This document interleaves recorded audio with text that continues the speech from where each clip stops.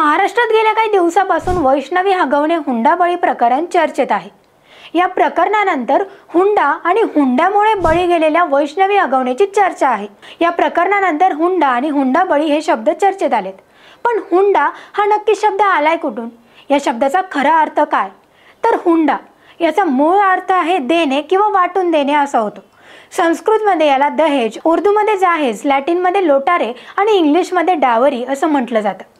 आणि हो, वधूच्या कुटुंबाकडून वराच्या कुटुंबाला लग्नाच्या वेळी दिलेली मालमत्ता असा त्याचा मूळ अर्थ होतो हे आपल्याला माहिती आहे। हुंडा हा शब्द मराठीतून आला असला तरी त्याची मूळ उत्पत्ती संस्कृत आणि प्राकृत भाषांनी जोडली जाऊ शकते।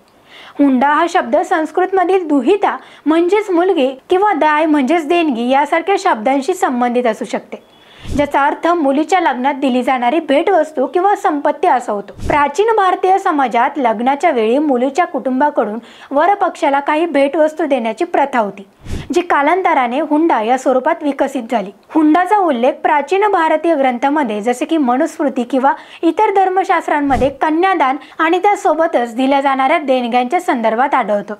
मध्ययुगात ही प्रथा अधिक प्रचलित झाली आणि काही समाजांमध्ये जी जबरदस्तीचे स्वरूप घेऊ लागली आणि मराठीमध्ये हुंडा हा शब्द या प्रथेला दर्शवण्यासाठी रूढ झाला। हा शब्द कदाचित प्राकृत किंवा अपभ्रंश भाषांमधून मराठीत आला असावा, कारण मराठी भाषा ही संस्कृत आणि प्राकृत यांच्या मिश्रणातून विकसित झाली। त्यामुळे हुंडा हा प्राचीन भारतीय संस्कृतीतील लग्न ह्या प्रथाशी निगडित आहे। आजकाल आपण पाहतोय की हुंडा हा शब्द सामाजिक आणि कायदेशीर संदर्भात नकारात्मक अर्थाने वापरला जातोय, कारण ही प्रथा बऱ्याचदा जबरदस्ती आणि शोषणाशी जोडलेली जाते।